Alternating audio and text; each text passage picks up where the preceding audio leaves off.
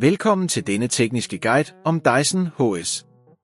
Vi er Kelatos Informatika, specialister i teknisk reparation. Vi henter din enhed hjemme hos dig, udfører en gratis diagnose og sender dig et tilbud, før vi reparerer. Ingen opkald, ingen ture. Vi holder til på Calle Joaquin Maria Lopez, 26, Madrid. Bekvemt, gennemsigtigt og professionelt. Link i beskronerivelsen.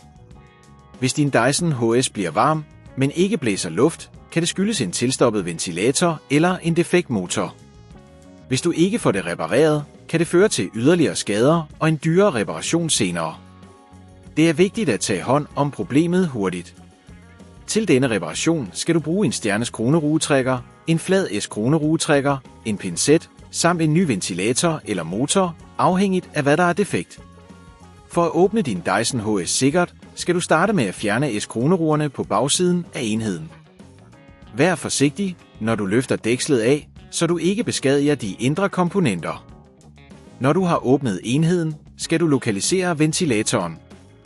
Den er normalt placeret tæt på motoren og kan være dækket af et beskyttelsesgitter. Hvis du ser, at ventilatoren er tilstoppet med støv eller snavs, skal du forsigtigt rense den med en blød børste. Hvis ventilatoren er defekt, skal du bruge din flade S-kronerugetrækker til at løsne de S-kroneruger, der holder den på plads. Husk at tage billeder undervejs, så du kan huske, hvordan det hele skal samles igen. Når du har fjernet ventilatoren, skal du tage den nye ventilator og placere den på samme sted.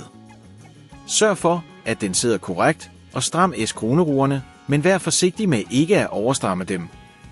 Hvis det på dette tidspunkt føles for kompliceret, så husk at vi hos Kelatos henter din enhed hjemme og sender den repareret tilbage til dig. Når du har installeret den nye ventilator, skal du samle enheden igen ved at sætte dækslet på og S-kroneruge det fast.